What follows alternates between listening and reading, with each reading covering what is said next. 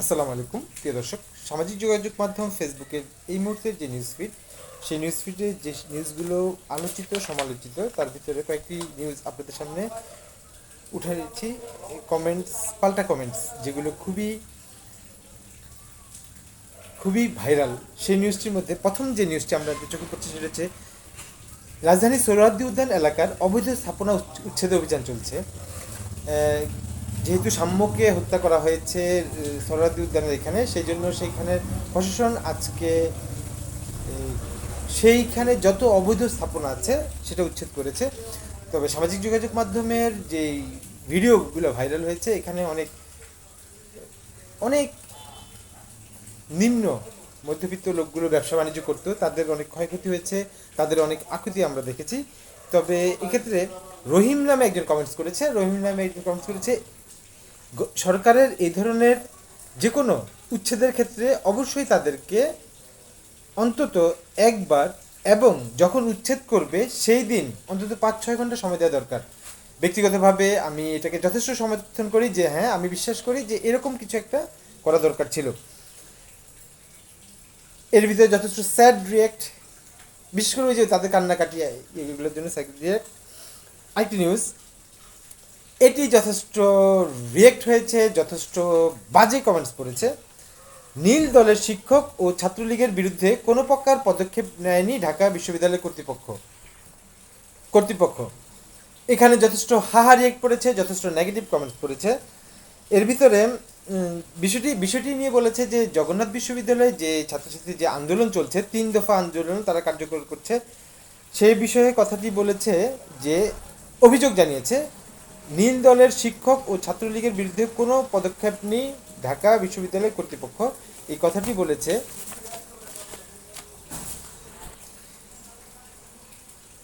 ছাত্রদল সভাপতি রকিবুল ইসলাম রকিব। এই নিউজটিতে যথেষ্ট হাহারিয়েক পড়েছে, যথেষ্ট নেগেটিভ কমেন্টস পড়েছে। যদি কয়েকটি কমেন্টস নিতে চাই, তাহলে কমেন্টসটি হচ্ছে নাবিল নামে একজন কমেন্টস করেছে, আদু ভাই, এই হত্যা আপনাদের সাজানো। উনি যথেষ্ট ট্রল স্বীকার করে রাকিব ভাইকে আদু ভাই বলেছে। তারপরে শাহাদাত হোসেন বলেন কমেন্টস, রিপ্লাই কমেন্টস, আরেকজন একটি সেই কমেন্টসেরই নেগেটিভ কথা বলেছেন, এই কথাগুলো গুপ্তচর বাহিনী জলে কেন, অর্থাৎ এটা যে বাংলাদেশ জামাত শিবিরকে ইনি কমেন্টস করে জানিয়েছে যে তারা গুপ্তচর বাহিনী, সেজন্য তাদের জ্বলতেছে। আচ্ছা, আরেকটি নিউজ এই মুহূর্তে যথেষ্ট ভাইরাল, সেটা হচ্ছে যে আমরা 1971 সালের যুদ্ধের প্রতিশোধ নিয়েছি। শেহবাজ শরীফ বিগত কয়েকদিন আগে ভারত এবং পাকিস্তানের সীমান্তে যেই যেই অ্যাটাক হয়েছে, এতে আমরা সামাজিক যোগাযোগ মাধ্যমে খোঁজ পেয়েছি যে এখানে ইন্ডিয়াতে যথেষ্ট ক্ষয়ক্ষতি হয়েছে। সেই প্রেক্ষিতে তাদের যে কূটনৈতিক যে কথাবার্তা, এক পক্ষে মোদির কূটনৈতিক কথা বলে একরকম, আবার শেহবাজের শরীফের সেখানে আরেক রকম।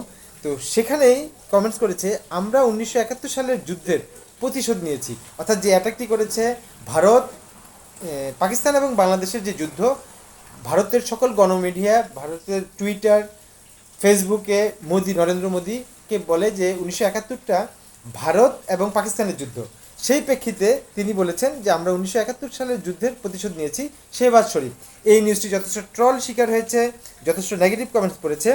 এর ভিতরে রাসেল নামে একজন খুবই বাজে একটি কথা বলেছে, আমি সেটা বলতে পারছি না, সেক্ষেত্রে তার কমেন্টসের রিপ্লাই ফখরুল রাহিমি একটি কমেন্টস করেছে, যেটা তিনি বলেছে ওনাকে, রাসেলকে রিপ্লাই কমেন্টস করেছে যে পাকিস্তান কখনো আধিপত্য করার চেষ্টা করেনি, অর্থাৎ বাংলাদেশে যে পাকিস্তান যে স্বাধীনতার পরে তারা চলে যাওয়ার পরে তারা নতুন করে আর কোনো আধিপত্য প্রকাশ করার চেষ্টা করেনি, এটা তার হক ছিল। পাকিস্তান যেটা করতো আধিপত্য, সেটা তার হক ছিল, কিন্তু সে করেনি। কিন্তু ভারত করছে আধিপত্য, সুতরাং এসব বাটপারি কথা বলবেন না, বাংলাদেশে চলবে না, এই সকল বাটপারি কথা বাংলাদেশে বলা চলবে না। এটা তার ভিন্নতা, দালালের প্রোপাকাণ্ডা। আসলে এখানে আমার একটু সমস্যা হচ্ছে, হ্যাঁ, ভারতের দালাল যারা তাদের প্রোপাকাণ্ডা মাত্র তিনি কমেন্টস করেছেন। পরবর্তীতে আরেকটি নিউজ, এই নিউজটি যথেষ্ট লাভ রিয়েক্ট পড়েছে, যথেষ্ট পজিটিভ কমেন্টস পড়েছে। সেটা হচ্ছে যে ট্রাম্পের হুমকির কাছে মাথা নত করবে না ইরানের প্রেসিডেন্ট মাসুদ, এই কথাটি বলেছেন। এই নিউজটি যথেষ্ট লাভ রিয়েক্ট পড়েছে, যথেষ্ট পজিটিভ কমেন্টস পড়েছে। এখানে কমেন্টস, রিপ্লাই কমেন্টস যথেষ্ট পড়েছে। 15 মে কাতার ভিত্তিক সংবাদ মাধ্যম আল জাজিরার এক প্রোগ্রামে এই মাসুদ প্রেসিডেন্ট ইরানের প্রেসিডেন্ট এই কথাটি বলেছেন যে ট্রাম্প যত হুমকি ধামকি দেখ, হ্যাঁ, তাতে ইরান কোনো কারণে মাথা নত করবে না।